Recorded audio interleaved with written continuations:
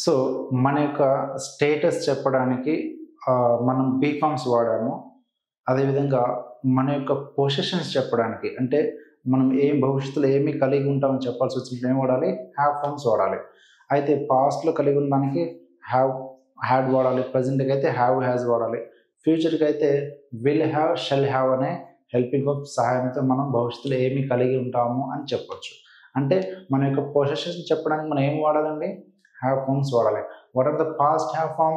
Had. What is the present have form? Have, has. What is the future have form? Will have, shall have.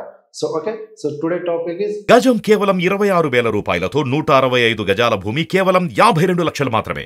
future have form. So ఈ future have form ఏంటంటే ఒకసారి చెప్పండి. will have, shall have. ఈ will have, shall have చెప్పండి మనం all subjects use చేయొచ్చు. సబ్జెక్ట్గా I, you, they, he, she, single name ఎవరిని తీసుకున్నా కానీ మనం విల్ హ్యావ్ లేదా షల్ హ్యావ్ వాడతాం.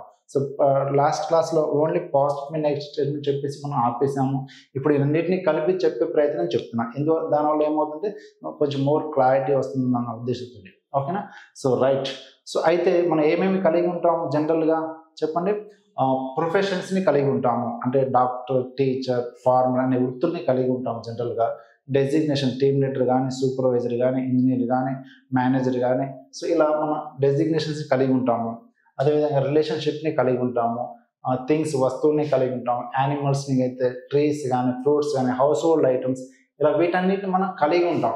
అంటే సో మనం ఏ పని చేస్తున్నా చెప్పడం లేదు. భవిష్యత్తులో ఏమి కలిగి ఉంటామని చెప్పాల్సి వచ్చినప్పుడు మనకి ఇవి కనుక గుర్తొస్తే కనుక మనము సెంటెన్స్ ఫార్మేషన్ చేయడం అనేది ఈజీగా ఉంటుంది.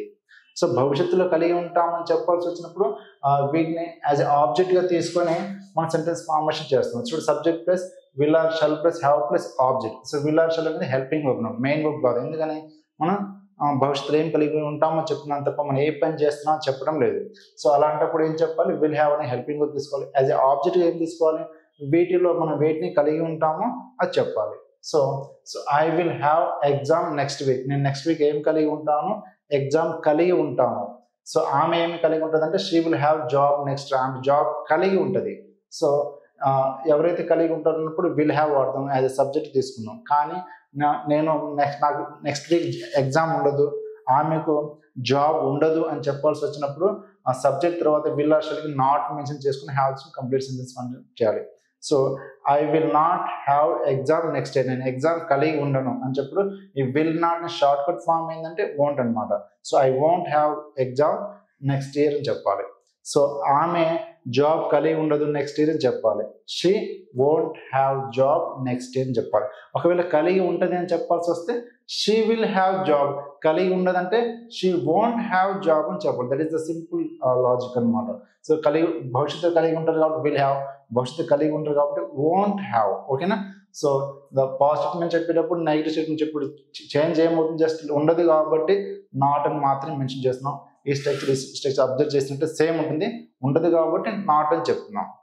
సో భవిష్యత్తులో జగన్మోహన్ రెడ్డికి సీఎం పదవి ఉంటుంది అని చెప్పాలి. జగన్మోహన్ రెడ్డి సింగిల్ నేమ్ కాబట్టి Jagan will have CM post అని చెప్పాలి. అది సీఎం పదవి ఉండదు అని చెప్పాల్సి వస్తే కనుక Jaganmohan Reddy won't have CM post అని చెప్పాలి. సో భవిష్యత్తులో మనం ఎవరైతే ఏమైతే కలిగి ఉంటారని చెప్పాల్సి వచ్చిన విల్ హ్యావ్ వాడాలి. కలిగి ఉంటున్నప్పుడు వోంట్ వాడాలి. ఏది కలిగి ఉంటుంది అది ఆబ్జెక్ట్గా తీసుకుని సెంటెన్స్ ఫార్మేషన్ చేయాలి. ఇది మనం పాజిటివ్ స్టేట్మెంట్ చెప్పే విధానము. అదేవిధంగా నెగిటివ్ స్టేట్మెంట్ చెప్పే విధానం అన్నమాట.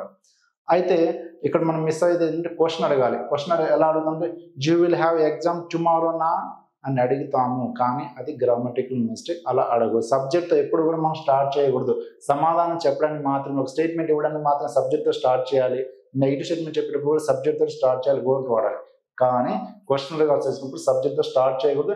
ఈ విల్ షల్ అనే హెల్పింగ్ వర్బ్ ముందు వస్తుంది. ఇప్పుడు ఒక పాజిటివ్ క్వశ్చన్ అడగాలనుకుంటే ఈ విల్ ఆర్ షల్ అనే హెల్పింగ్ వర్బ్ ముందు వచ్చేస్తుంది. ఈ సబ్జెక్ట్ ఏదైతే తర్వాత పక్కకి వెళ్ళిపోతుంది. ఇది మనం క్వశ్చన్ అడగాల్సి వచ్చినప్పుడు హెల్పింగ్ వర్బ్ సహాయంతో క్వశ్చన్ అడగాలి. కాబట్టి ఇక్కడ మీరు చూసినట్లయితే ఒక పాజిటివ్ క్వశ్చన్ ఎలా అడగాలి? So will shall subject plus have plus object తీసుకుని క్వశ్చన్ అడగాలి. So will you have exam next week? నువ్వు నెక్స్ట్ వీక్ ఎగ్జామ్ కలిగి ఉంటావా అని అడగాల్సి వచ్చినప్పుడు విల్తో అడగాలి. అంతేగాని you will have exam tomorrow నా నెక్స్ట్ వీక్ నా అని అడగకూడదు. సో సబ్జెక్ట్ ముందు ఏం రావాలి? విల్. సబ్జెక్ట్ ఇక్కడ ఎవరు? నువ్వా, అయ్యా, దేనా, అతనా చూసుకోవాలి. So will you have exam next week? నీకు నెక్స్ట్ వీక్ ఎగ్జామ్ ఉంటుందా? సో ఒకవేళ ఉంటుంది అనుకో అప్పుడు ఏం చెప్తాం, yes I will have exam next week అంటాం. ఏమని చెప్తాం ఉంటే, ఒకవేళ లేకపోతే no I won't have exam next week అని చెప్తాం. ఓకేనా. Will she have job next year అంటే అర్థం ఏంటి, ఆమె నెక్స్ట్ ఇయర్ జాబ్ కలిగి ఉంటుందా, దానికి సమాధానం ఏంటి, yes she will have job next year. ఒకవేళ కలిగి ఉండకపోతే no she won't have job next year. అంటే ఒక పాజిటివ్ క్వశ్చన్ అడిగినప్పుడు నువ్వు పాజిటివ్ స్టేట్మెంట్ అయినా ఇవ్వచ్చు, నెగిటివ్ స్టేట్మెంట్ అయినా ఇవ్వచ్చు, డిపెండింగ్ ఆన్ ద సిచ్యువేషన్. అంటే ఇక్కడ మనం తెలుసుకోవాల్సింది క్వశ్చన్ అడిగే విధానం ఏంటి, స్టేట్మెంట్ అడిగే విధానం ఏంటి. సో దానివల్ల ఏమంటే గ్రామటికల్ మిస్టేక్స్ లేకుండా మాట్లాడతాం. Okay, so I hope you clearly understand. So అతను రేపు క్లాస్ను కలిగి ఉంటాడా అని అడగాలి. సో అతను అంటే ఎవరు, హీ. సో ఎలా అడుగుతున్న question, will he have class tomorrow. దానికి ఆన్సర్ ఏంటి, yes he will have class tomorrow. లేదు సీత బిజినెస్ కలిగి ఉంటుందా ఒక 2 ఏళ్ల తర్వాతనే అడగాలి.